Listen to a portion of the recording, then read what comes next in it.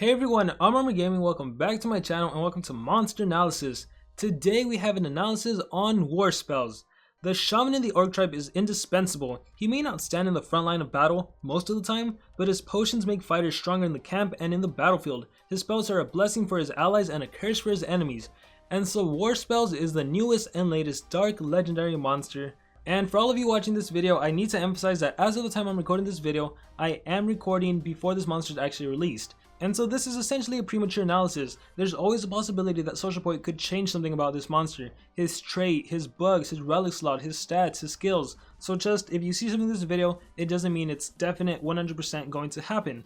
And I just need to make sure that's clear. And with that being said, let's move on to the analysis.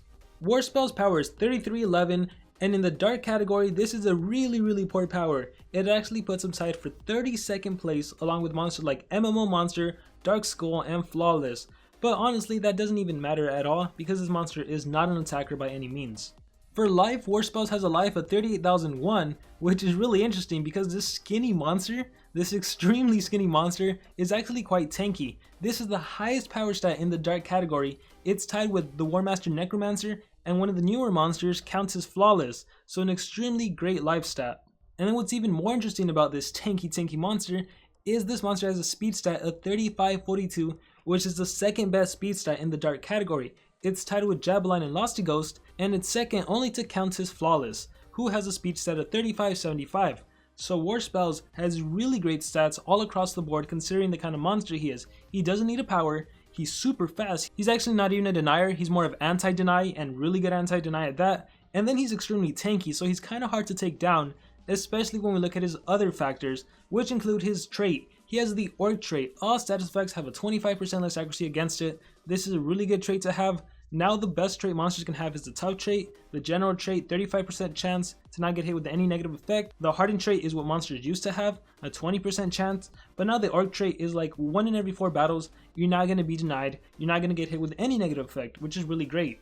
And then what's even more cool is that this monster can be used in various amount of scenarios. He's in the Families book, the Underworld book, the Evil Agents book. Keep in mind he's a dark monster, he's a legendary monster. That's 5 different circumstances in which you can utilize this monster, for Team Wars or for the new feature, the Team Battlegrounds. Oh, and before I talk about the relics, I should have also mentioned about the speed. In terms of every single legendary monster that's ever been released, this is the 6th fastest speed stat in the whole entire game. It's tied with monsters like Cupid, Jabeline, and Losty Ghost, as I already mentioned. Tied also with Metalisha, Pandaclaw, Zimyaya. Pandaclaw doesn't really matter, but tied with monsters like Zimyaya and Metalisha. How fast is this monster? Incredibly fast and incredibly tanky. And then as for relics, this monster can hold the Amulet Relic, and this monster can hold the Essence Relic. And obviously, if you can get your hands on an Uriel's Essence, when this monster dies, it'll be resurrected with X amount of life, which is extremely valuable for this monster, specifically because he does have some rather dangerous skills. Which is a great segue to talk about his skills. Starting off with the ultimate attack, we have Shamanic Overlord, Orc Overload, heals allies by 100%, gives 100% of stamina to all of your allies, removes all negative stat effects from all of your allies. So it's almost like a complete reset, like entering the battle for the first time, except the cooldowns aren't restored, so if your monsters have used some skills, they're still going to have a cooldown. Overall, I do really like this ultimate. I think it has the potential to change the course of the game, so if you were about to win and the enemy gets this ultimate, you might end up losing the battle, or vice versa. If you were about to lose, you have Warspellz, you get your ults, oh thank goodness, your monsters are healed, they have their stamina, any negative effect is gone, any DLT, any blind, anything, just completely gone. So I like the ultimate. I think it could do a little more, based on what I've seen from other monsters, like being able to resurrect, give an extra turn, resurrection double damage. I think that's a lot more valuable, but I think this skill does have the potential to change the course of the game if used in the right situation. With that said, let's move on to the regular skills. Even though I don't usually talk about skills group 1, I do want to take the time to quickly mention them because I do think one of them is extremely valuable. So first off, we have Orcish Fury, which just gives a damage boost to all of your allies for a 26 stamina cost and a 1 turn cooldown. We have Shamanic Dispel, which removes all positive effects from the enemies, 26 stamina cost, 1 turn cooldown, so the same as Orcish Fury. Although I will say this one, in my opinion, is extremely valuable, especially when you consider all of the positive effects the enemies may have. They could have double damage, damage boost, increased accuracy, a combination of all of that, triple damage. They could have a shield. Maybe they're extremely hard to take down because of that shield. Maybe they have life regen, stamina regen. And now, especially with the buff to evasion, previously you could do cooldowns activated and stamina drain against evasion monsters, now even that won't work. Evasion is like a full protection, so having the ability, having some skill in your arsenal, in your toolset, to be able to remove the evasion, to remove space-time, and like everything I mentioned, that is extremely valuable. So I would personally recommend Shamanic Dispel. Even though it's a skills group 1 skill, it is a phenomenal skills group 1 skill, especially on a monster like Warspellz. And then we have Orcish Scream, which is just a 50% chance of applying Nightmares. It kind of feels to me like Social Point is really pushing Nightmares. They even released a sword relic that works with Nightmares. So honestly, I wouldn't recommend it with this monster, although it is a spammable 50% chance of Nightmares in case you're really worried about cooldowns activated. And then just for those of you that are unaware with what Nightmares actually does, it basically for the next 3 turns, the enemy will lose 5% of their HP and 10% of their stamina, and that's for 3 turns. So in total they lose 30% of their stamina and 15% of their health. But again, from skills group 1, Shamanic Dispel is what I believe to be truly good. Moving on to skills group 2, we have Pact with Dark Forces. Gives 1 extra turn and 25% stamina to itself, 50% chance of killing itself. And so this skill costs no stamina and it has no cooldown, so you can use it whenever. But it has such a huge downside. The extra turn and the stamina regen is nice, but you have a 50% chance to kill yourself. 1 in every 2 games, you're pretty much going to be losing your Warspellz. Now granted, if you have Uriel's Essence, you could kind of utilize it with less of a worry. But at the same time, if you put this essence on this monster, you kind of want the enemy to exhaust the essence. And what I mean by that is that you want the enemy monster to waste a turn attacking you, to focus on Warspellz. If you just suicide with the Warspellz and waste your essence, it's not a good play. I would honestly rather recharge or just skip a turn than use this skill. Now obviously it could definitely come in handy in those situations where you might end up losing the next turn. If that extra turn kicks in, that stamina regen, and you don't die, then you can pull off some combo. So there might be a reason to run the skill. It does have the potential for upside, which I like, but really unless you have Uriel's Essence, it's such a risky skill. So I'm personally not going to be recommending it unless you have Uriel's Essence. Then there's a reason where you can run it, because again, it's bad. Like as far as skills goes, it's bad. There's not that much upside in my opinion, but it does have the potential to save you in certain situations. And so I guess I would just say for the majority of people, you just want to stay away from making any pack with any Dark Force. Moving on to Greenskin Horde, applies a 50% damage protection to all of your allies. So this skill costs 27 stamina, has a 3-turn cooldown,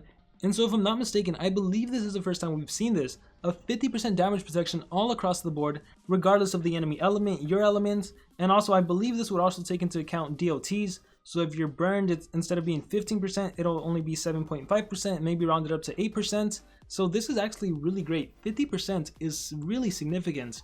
I can certainly see this skill being utilized to protect your monsters from dying. Moving on, we have Orcish Nightmares, applies Nightmares to all enemies. It's just a straightforward Nightmares, 25 stamina, 3-turn cooldown, and the advantage Orcish Nightmares has over Orcish Scream is the fact that it's not just 50%, it's pretty much a guaranteed Nightmares landing, although it does have a cooldown, so it's not going to protect you against cooldowns activated, but I think it's better just because it's a guaranteed Nightmares. And again, there are so many relics that can work with Nightmares that you can utilize on your other teammates. But anyhow, let's move on to Skills Group 3. And in Skills Group 3, we have some pretty interesting skills, like this one right here, Anticipatork. I hate these names so much. Gives anticipation to an ally. Another skill that can be used whenever, and it's a skill that's meant to counter extra turn monsters. And I gotta say, when I first looked at this skill, I'm like, what is the point of this skill? Yeah, sure, you can use it whenever, but like, it's not that great. But then I really started thinking about it, and I'm like, wait a minute, because this monster is super fast, once again, because he has that 3-5-4-2 base speed, the ability to give any monster anticipation might actually be a really good thing. Because there's some bases I run into where Voltic is the first monster to go, or now a Prince Charmless, it's the first monster to go. So if you can actually put Warspellz to give anticipation to one of your allies immediately, let's say you run Warspellz and a Burrito, or Baragor, sorry, that's what I named my Baragor. If you put Baragor, you give him anticipation, and then that enemy Voltic goes and he attacks you, then your Baragor goes, then you can kick the enemy's butt, you can take out Voltic in one attack because you have the earth-based advantage, and then you can use your 75 special base damage attack to attack another enemy monster. And so this skill could actually potentially work as an anti-Charmless, anti-Voltic. Even though it's on a Warspellz, it's like you could actually utilize it. The only thing I would have liked, it still seems like it's missing something. I wish this would have given your own Warspellz an extra turn, that way you can do something else. Because I don't really like the idea of going first and just giving anticipation to one of your allies, because that only works in like certain situations. And I kind of wish that you could utilize something else in your skill set, but I gotta say, this skill isn't necessarily as bad as I originally thought it was. And so I can't really say 100% sure that this is a must-have skill, but it's something you could consider that you shouldn't automatically dismiss, because you're like, what's the point of giving anticipation to one of my allies? Because there's a huge point.